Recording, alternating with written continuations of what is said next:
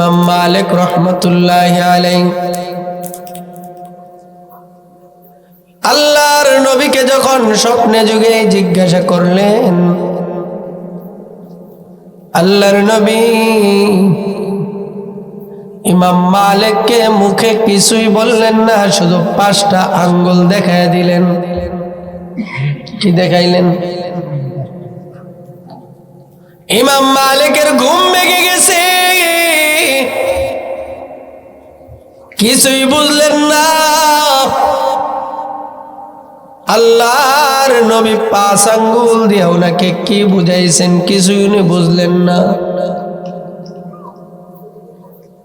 ওই জমানার যিনি সবচেয়ে বড় স্বপ্নের ব্যাখ্যাকারক ছিলেন, ওনার নাম ছিল আল্লামা ইবনে সিরিন রহমতুল্লাহি আলাইহি। বলেন নাম কি? ইবনে সিরিন। ইমাম মালিক তার শাগরেদকে দিয়া ইবনে সিরিনের কাছে সংবাদ পাঠাইছে। ইমাম মালিক শাগরেদকে বলে, ইবনে সিরিনের কাছে গিয়া বলবা, আমার নাম বলবা না, শুধু এভাবে বলবা যে একজন লোক নবীজিকে স্বপ্নে দেখছে। নবীজিকে জিজ্ঞাসা করছে, ইয়া রাসূলুল্লাহ, আমার মরণটা যেন মদিনায় হয়, এটা আমার জীবনে বড় স্বপ্ন। আবার মনে চাই বাইতুল্লাহ হজ করার জন্য, এখন আমি কি করব? আল্লাহর নবী স্বপ্নে 5 আঙ্গুল দেখাইছে, তুমি শুধু এতটুকু বলবা, কিন্তু আমার নাম বলবা না। বুঝতেছেন নি কথাটা? শাগরেদ ইবনে সিরিনের কাছে গিয়েছে। ইবনে সিরিনের কাছে গিয়া যখন স্বপ্নের কথাটা বললেন, আল্লামা ইবনে সিরিন বলেন, রে আল্লাহর বান্দা, স্বপ্নের ব্যাখ্যা পরে করব, আগে বলো এই স্বপ্ন কে দেখছে? সুবহানাল্লাহ বলতেন। সাগরে দেখুন পড়ছি নি ফেসো, কারণ ইমাম মালিক বইলা দিছে কি স্বপ্ন কে দেখছে এটা যেন না বলে। আর ইবনে সিরিন কইতাছে ব্যাখ্যা পরে আগে কোন স্বপ্ন দেখছে কেডা? সুবহানাল্লাহ। শাগরেদ দৌড়ে ইমাম মালিকের কাছে আসছে, আয়েশা বলে, হুজুর, ইবনে সিরিনের কাছে তো স্বপ্নের কথা বললাম, কিন্তু উনি তো ব্যাখ্যা করার আগে বলতেছে বলো স্বপ্ন কে দেখছে, এখন আমি কি করি? ইমাম মালিক পেরেশান হয়ে গেছে, নাম না বললে তো ইবনে সিরিন ব্যাখ্যাও বলবে না, আর স্বপ্নের ব্যাখ্যা করার মতো ক্ষমতা সবার নাই, সবাই পারেও না। বাধ্য হইয়া ইমাম মালিক বলতেছে, যাও ঠিক আছে, ইবনে সিরিনকে গিয়া বলো আমি স্বপ্নটা দেখছি। শাগরেদ গিয়া যখন ইবনে সিরিনের কাছে ইমাম মালিকের নাম বলছে, ইবনে সিরিন ডাক দিয়ে বলে, রে আল্লাহর বান্দা, আমি আগে আন্দাজ করেছিলাম এই স্বপ্ন ইমাম মালিক দেখতে পারে, কারণ ইমাম মালিক ছাড়া এত দামি স্বপ্ন পৃথিবীর কেউ দেখতে পারে না। রে বিসফিনা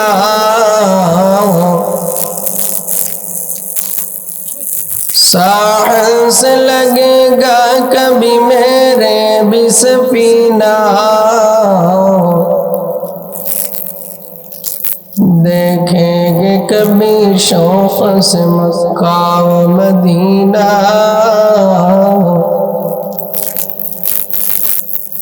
देखेंगे कभी शौक से मक्का व मदीना, मोमिन जो फिदा नक्श कफे पाए नबी हो,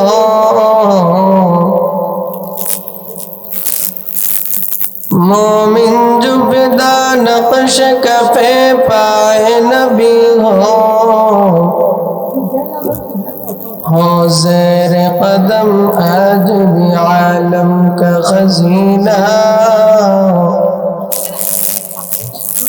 हो ज़ेर कदम आज भी आलम का खजीना। गर सुन्नत नबवी की करे पैरवी उम्मत,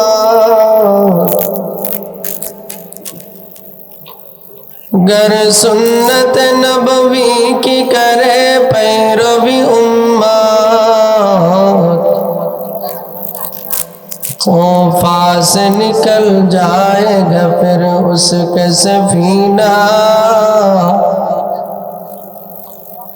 खौफा से निकल जाएगा फिर उसका सफीना। ला इलाहा इल्लल्लाह, ला इलाहा जोड़े ला इलाहा,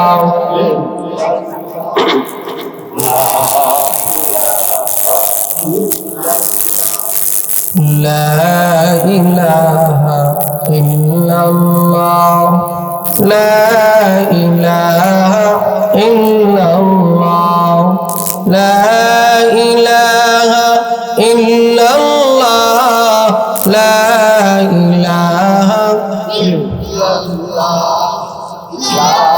इलाहा इल्लल्लाह, ला इलाहा इल्लल्लाह।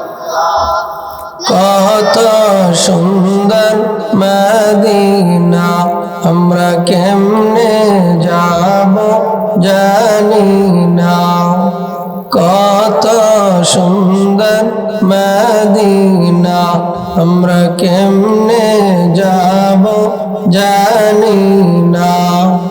দয়া করো দয়াল আল্লাহ, দয়া করো দয়াল আল্লাহ, পুরাও মনের বাসনা। লা ইলাহা লা ইলাহা ইল্লাল্লাহ, লা ইলাহা ইল্লাল্লাহ, লা ইলাহা ইল্লাল্লাহ, লা ইলাহা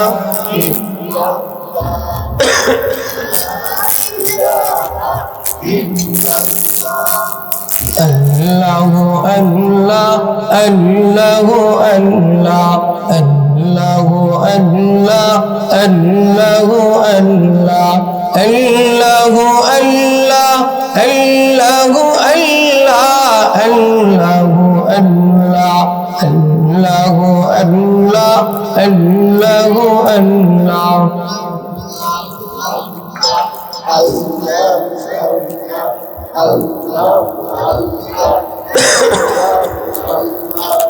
لا إله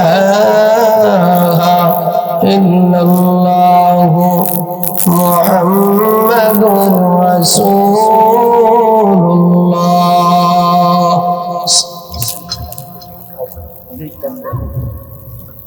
মোহাম্মদের নাম জপেছিলি বুলবুলি তুই আগে, মোহাম্মদের নাম জপেছিলি বুলবুলি তুই আগে, তাই কিরে তোর কণ্ঠের গান, তাই কিরে তোর কণ্ঠের গান এমন মধুর লাগে ওরে, এমন মধুর লাগে।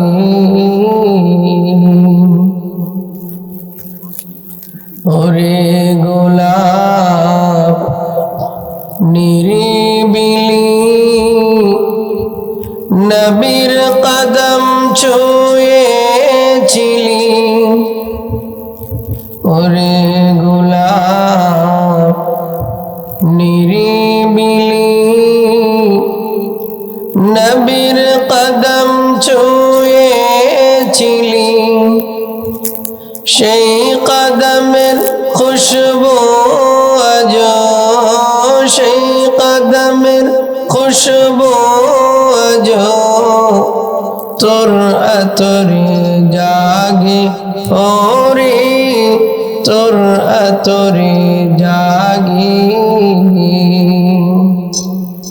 মুহাম্মাদের নাম জপেছিলি, বুলবুলি তুই আগে।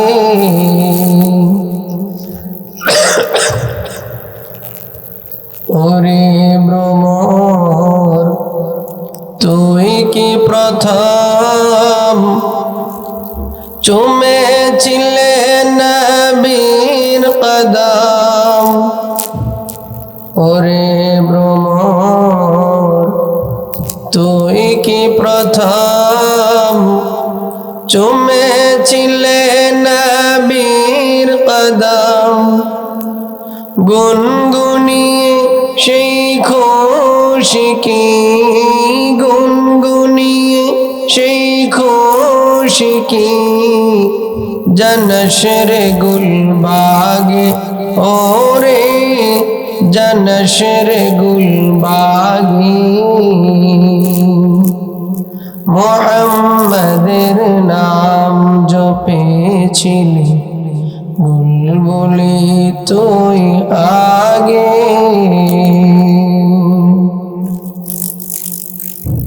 হাটুভাঙ্গা উত্তরপাড়া হযরত মাইমুনা রাদিয়াল্লাহু আনহা মহিলা মাদ্রাসার উদ্যোগে আয়োজিত চতুর্থ বার্ষিক ওয়াজ মাহফিলের সম্মানিত সভাপতি জনাব মোহাম্মদ আলামিন ভুইয়া সাহেব, সহ সভাপতি জনাব হাজী হযরত আলী ভুইয়া, প্রধান অতিথি জনাব রফিকুল আমিন ভুইয়া রুহেল সাহেব সহ উপস্থিত অতিথি বৃন্দ, হযরত উলামায়ে কেরাম, দিন দরদি মুসলমান, পর্দার আড়ালের মা ও বোনেরা, আল্লাহ রব্বুল ইজ্জত ওয়াল জালালের দরবারে অগণিত শুকরিয়া যে রব্বে কায়নাত আজকের এই সুন্দর আয়োজনে আমাদেরকে উপস্থিত হয়ে দিনই কিছু কথা বলার ও শুনবার তৌফিক দান করছেন। ওই মহান মালিকের দরবারে দিল থেকে শুকর গুজার হচ্ছি। সকলে পড়ি আলহামদুলিল্লাহ। আমি আপনাদের সামনে পবিত্র কালামের অত্যন্ত প্রসিদ্ধ কিছু আয়াত পড়েছি। আল্লাহ যদি তৌফিক দেন আয়াতকে সামনে রেখে দুই চারটা কথা বলে বিদায় নিব ইনশাআল্লাহ। আমি যে আয়াত পড়েছি এই আয়াতের মধ্যে আল্লাহ তাআলা এমন কিছু বিষয় উল্লেখ করতেছেন। আল্লাহ বলতেছেন দুনিয়াতে 5টা বিষয় এমন আছে যে বিষয়গুলো আমি আল্লাহ ছাড়া কেউ জানে না। দুনিয়াতে এমন কিছু বিষয় আল্লাহ রাখছেন যেগুলোর ক্ষমতা একমাত্র কার কাছে? জোরে বলেন আল্লাহ। এগুলো দুনিয়ার কেউ বলতে পারবে না, একমাত্র আল্লাহ জানে।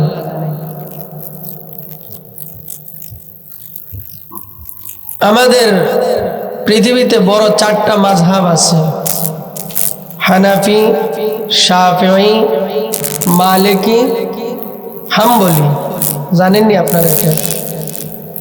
এই মালিকি মাযহাবের যিনি বড় ইমাম, ইমাম মালিক রহমতুল্লাহি আলাইহি, ওনার জীবনের বড় স্বপ্ন ছিল যে ওনার মৃত্যুটা যেন মদিনাতে হয়। কারণ মদিনার মাটির নিচে কে আছে? আপনারা বুঝেন না মনে হয় আমার কথা। মদিনার মাটিতে সাইয়্যিদুল আম্বিয়া, খাতামুন নবিয়্যিন, সাইয়্যিদুল মুরসালিন, ইমামুল মুরসালিন, শফিউল মুজনিবিন জনাবে মুহাম্মদুর রাসূলুল্লাহ সাল্লাল্লাহু আলাইহি ওয়াসাল্লাম এই মাটির নিচে শুয়ে আছেন। আপনারা কি বলেন, এই মাটির দাম কম না বেশি? আমার নবী যে মাটিতে আছে এই মাটির দাম তো অনেক বেশি। এজন্য ইমাম মালিক রহমতুল্লাহ আলাইহি ওনার জীবনের বড় একটা স্বপ্ন হচ্ছে ওনার মৃত্যুটা যেন মদিনাতে হয়। উনি যেন এমন মাটিতে যেন ওনার দাফন হয় যে মাটিতে আমার নবীজি শুয়ে আছে। সুবহানাল্লাহ। এটা একজন মুমিনের আবেগ, কি বলেন, ঠিক কি ঠিক না? আরে মদিনার মাটির দামও তো অনেক, মদিনার একটা ধুলার দামও তো অনেক। ইমাম মালিক রহমতুল্লাহ আলাইহি ওনার মৃত্যুটা যেন মদিনাতে হয়, এই চিন্তায় তিনি কোথাও যান না, সব সময় মদিনাতেই থাকেন। তো ওনার মনে ইচ্ছা হয়েছে উনি বাইতুল্লাহ হজ করতে যাবেন,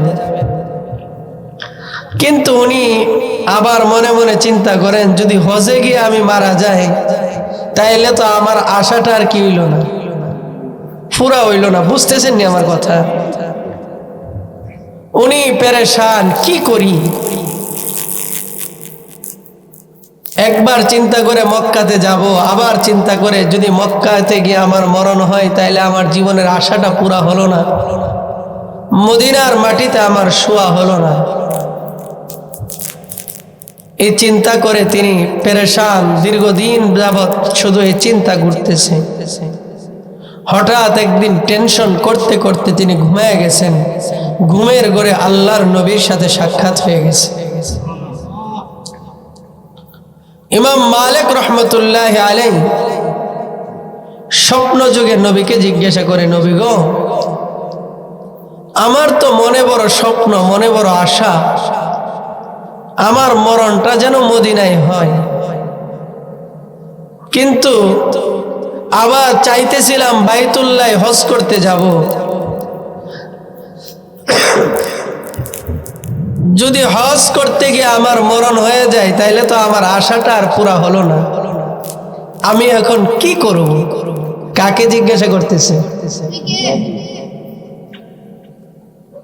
ইমাম মালিক রহমতুল্লাহ আলাইহি আল্লাহর নবীকে যখন স্বপ্নে যুগে জিজ্ঞাসা করলেন, আল্লাহর নবী ইমাম মালিককে মুখে কিছুই বললেন না, শুধু 5টা আঙ্গুল দেখায় দিলেন। কি দেখাইলেন? ইমাম মালিকের ঘুম ভেঙে গেছে, কিছুই বুঝলেন না। আল্লাহর নবী 5 আঙ্গুল দিয়ে ওনাকে কি বুঝাইছেন কিছুই উনি বুঝলেন না। ওই জমানার যিনি সবচেয়ে বড় স্বপ্নের ব্যাখ্যাকারক ছিলেন, ওনার নাম ছিল আল্লামা ইবনে সিরিন রহমতুল্লাহ আলাইহি। বলেন নাম কি? ইবনে সিরিন। ইমাম মালিক তার শাগরেদকে দিয়া ইবনে সিরিনের কাছে সংবাদ পাঠাইছে। ইমাম মালিক শাগরেদকে বলে, ইবনে সিরিনের কাছে গিয়া বলবা, আমার নাম বলবা না, শুধু এভাবে বলবা যে একজন লোক নবীজিকে স্বপ্নে দেখছে, নবীজিকে জিজ্ঞাসা করছে, ইয়া রাসূলুল্লাহ, আমার মরণটা যেন মদিনায় হয়, এটা আমার জীবনে বড় স্বপ্ন। আবার মনে চাই বাইতুল্লাহ হজ করার জন্য, এখন আমি কি করব? আল্লাহর নবী স্বপ্নে 5 আঙ্গুল দেখাইছে, তুমি শুধু এতটুকু বলবা, কিন্তু আমার নাম বলবা না। বুঝতেছেন নি কথাটা? শাগরেদ ইবনে সিরিনের কাছে গিয়েছে। ইবনে সিরিনের কাছে গিয়া যখন স্বপ্নের কথাটা বললেন, আল্লামা ইবনে সিরিন বলেন, এরে আল্লাহর বান্দা, স্বপ্নের ব্যাখ্যা পরে করব, আগে বলো এই স্বপ্ন কে দেখছে? সুবহানাল্লাহ কইতেন না? সাগরে দেখুন পড়ছি নি ফেসো, কারণ ইমাম মালিক বইলা দিছে কি স্বপ্ন কে দেখছে এটা যেন না বলে। আর ইবনে সিরিন কইতাছে ব্যাখ্যা পরে আগে কোন স্বপ্ন দেখছে কেডা? সুবহানাল্লাহ। শাগরেদ দৌড়ে ইমাম মালিকের কাছে আসছে,